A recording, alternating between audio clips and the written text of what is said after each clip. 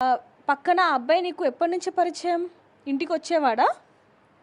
అంటే బర్త్డేకి ఒకసారి వచ్చిండు, ఒక్కొక్కసారి 2 సార్లు వచ్చిండు. గణేష్ చందాకి వచ్చిండు, బర్త్డేకి వచ్చిండు, మళ్ళీ నా బర్త్డేకి వచ్చిండు, మళ్ళీ ఇంకా ఒట్టి అనేటప్పుడు అయితే 2 సార్లు వచ్చిండు. ఎందుకు వచ్చాడు ఉట్టిగా? ఒట్టిగా ఆడుకుందామని 2 సార్లు వచ్చిండు పిలిచి. ఇట్లా మ్యాచెస్ ఉండేటప్పుడు, అంటే ఇట్లా మ్యాచ్లు ఇంపార్టెంట్ మ్యాచ్ ఉంటే, క్రికెట్ మ్యాచ్వా? అవి ఉంటే పిలుస్తాడు, ఇంకా దేనికి రాడు. ఏమని పిలిచేవాడు? ఆడుకుందాం రమ్మనా లేకపోతే ఏంటి? ఆడుకునే చూద్దామనా? ఆడుకుందాం రా అని 2 సార్లు పిలిచిండు అంతే.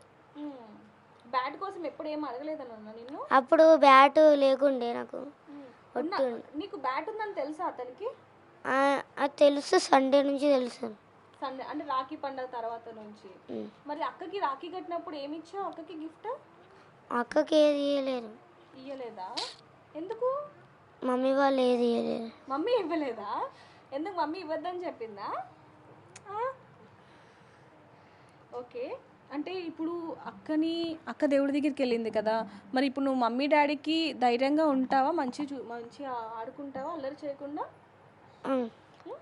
చెప్పు, మమ్మీకి చెప్పు.